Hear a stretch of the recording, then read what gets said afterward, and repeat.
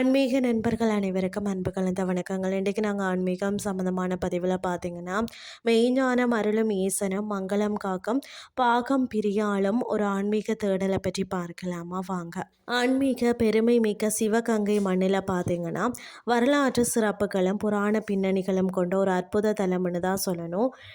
வைரவன்பட்டி புகழ்பெற்ற திருக்கோஷ்டியூர் சவுமிய நாராயண பெருமாள் கோவிலுக்கு மிக அருகிலேயே சுமார் 500 மீட்டர் தொலைவில் இந்த ஆலயம் அமைந்துள்ளது.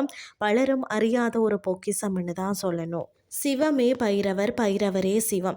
இந்த கோயிலின் மூலவர் பார்த்தீங்கன்னா அருள்மிகு திரு மெய்ஞான புரீஸ்வரர் லிங்க திருமேனியாக கிழக்கு நோக்கி அமர்ந்த மெய்ஞானத்தை அருள்பவர். இருப்பினும் இந்த தலத்தின் மிகப்பெரிய அதிசயமே இங்கு பைரவர் பிரதான மூர்த்தியாக வழிபடுவதுதான். சிவபெருமானே இங்கு பைரவ கோலத்தில் அதீத சக்தியுடன் விளங்குவதால் இந்த தலம் பைரவர் வழிபாட்டிற்கு மிகவும் உகந்த இடமாக கருதப்படுகிறதாம். அது மட்டுமில்லாமல் இறைவனின் திருமேனியில பாதியை பிரியத்துடன் பெற்றவள் என்பதால அன்னைக்கு பாகம் பிரியாள் என்று திருநாமம். குடும்ப ஒற்றுமைக்கும் பார்த்தீங்கன்னா மங்கள வாழ்விற்கும் ஆதாரமாக திகழும் அன்னை இங்கு பார்த்தீங்கன்னா தனி சந்நிதியில எழுந்தருளி பக்தர்களுக்கு நல்வாழ்வை அருள்கிறார். திருமண தடைகள் நீங்கவும் தம்பதியரிடையே ஒற்றுமை பலப்படவும் அன்னையை வழிபடுவது சிறந்தது. அதாவது இந்த கோயில்ல வெறும் வழிபாட்டு தலம் மட்டுமில்லைங்க, வரலாற்றின் பார்த்தீங்கன்னா சாட்சியும் கூட.